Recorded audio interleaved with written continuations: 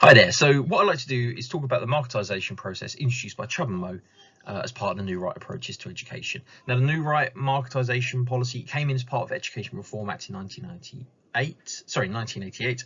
There was a lot of elements to it, and it had radical changes to education. And this diagram is something I produced to help me understand the whole process. Now, I'm going to go through it a little bit with you and hopefully try and explain it. But as I say, if this helps you and as it helps me being a visual learner, then feel free to use it, take a screenshot, print it out, put it in your folders. I'm going to talk through the processes to hopefully explain it all. If it doesn't work for you, hopefully you might pick something out from this that does help you understand marketisation. So here we go. So we're going to start with two schools. School A on the left in green and School B on the right in blue. Now, both schools are fairly similar in the lead positions, so they're both around 12 and 13. They accommodate the same sort of rough catchment areas, so they sort of take about the same amount of the people in the local area. They're both good and they both receive similar levels of funding. Now, 1 year, strangely, School A gets slightly better results. Their improvement goes up and they move up the league table to position 11.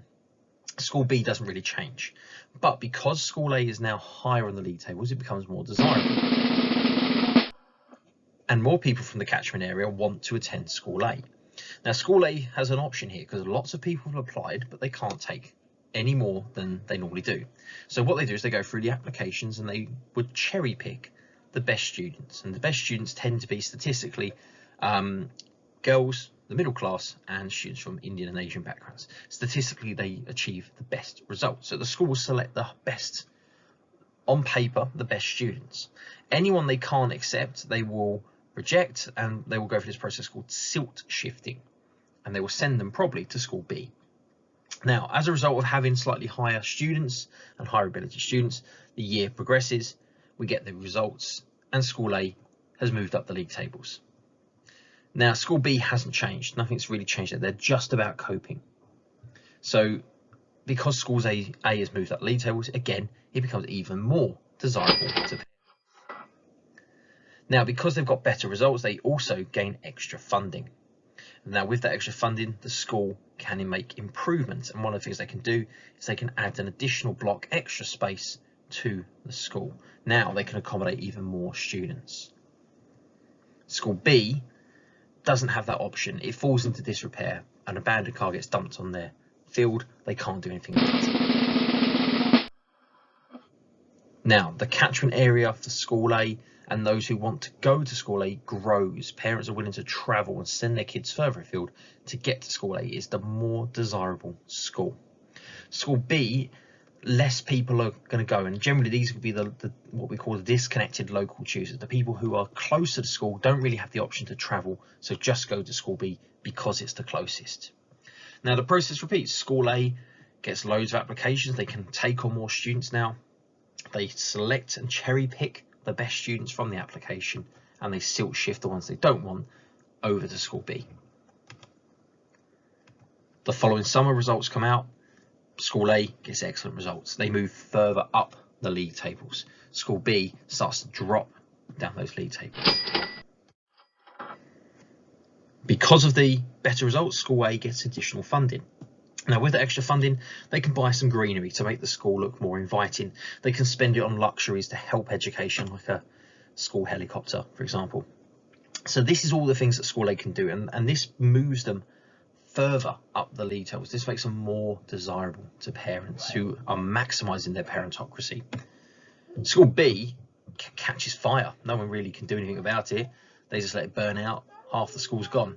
Now, as a result of this falling performance, School B loses more funding. It falls further into disrepair. The quality of teaching staff, teachers are leaving School B to move over to School A because it's a nicer place to work. And ultimately, we then see OFSTED arrive. OFSTED moves School A up the rankings and School B down the rankings. Now, because School A is now outstanding, it becomes a beacon school. This means that it becomes like a training school. It becomes an aspirational school. And because they're beacon school, they receive additional funding. And with all that extra money, they can just continue to improve the school and make it better and better and better. School B is still struggling. The fire's put out, but that old car's still there.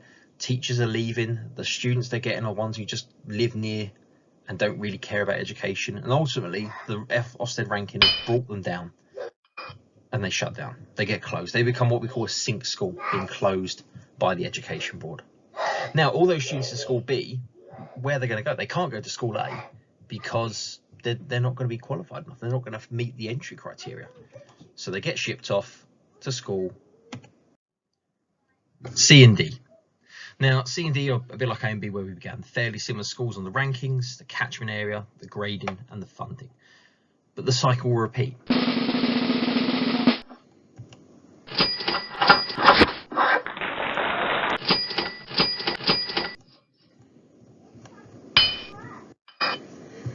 And as we see, the process continues over and over again. And what the idea being was that this would ultimately, with all schools succeeding and becoming better schools, schools that were underperforming being shut down. And in principle, it makes sense, and I suppose it is a good idea. But in reality, like a lot of things, it didn't work. It wasn't thought out. All those schools that shut down become what we call sink schools. They close. All the students who go to them, the catchment area they fulfill, are disadvantaged as a result, because again, particularly students from B and D can't just then go to A and C because they won't meet the entry criteria. And the cycle repeats. Now, just some evaluations of marketisation and the new right approach. So a positive thing is that, the bringing in a national curriculum as part of the Education Reform Act, it was good for girls. It brought in a national standard and it allowed boys and girls to study all the same subjects, brought in a bit of equality. But on the downside is marketisation. Not every social class has the opportunity, the choice to have freedom with education, and they're limited by material and cultural factors. Other criticisms and benefits come from the idea that parents do have a choice. Parents do have more control where to send their children. But as I mentioned before, Gervitz studied 14 London schools. She spoke to teachers and parents, and what she found was that the parents who were middle class, who had more economic or material capital, had more cultural capital, were able to maximise and use their parentocracy. The parents who didn't have as much were more likely just to send their children to the local school and be the disconnected local choosers, or she saw semi-skilled choosers. They had high aspirations. They wanted their kids to go to the good schools, but they didn't have the material and cultural capital to make this happen. So here's, again, just my final summary diagram, the one I sort of started with. As I said, for me, I'm a visual learner. It helps me understand the processes, and for me, this is quite good for summarising the whole of the marketisation process. It might work for you, and if it does, feel free to print this off and put it in your folders or revision guides or whatever you need to do. However, if it doesn't work for you, don't feel you've got to use this, but hopefully talking through the process with you today, hopefully some of it has made a bit of sense. Anyway, thanks for watching. Obviously, take a look at my other videos. There's plenty of other revision materials and supportive materials on my channel. And again, thanks for watching. Take care.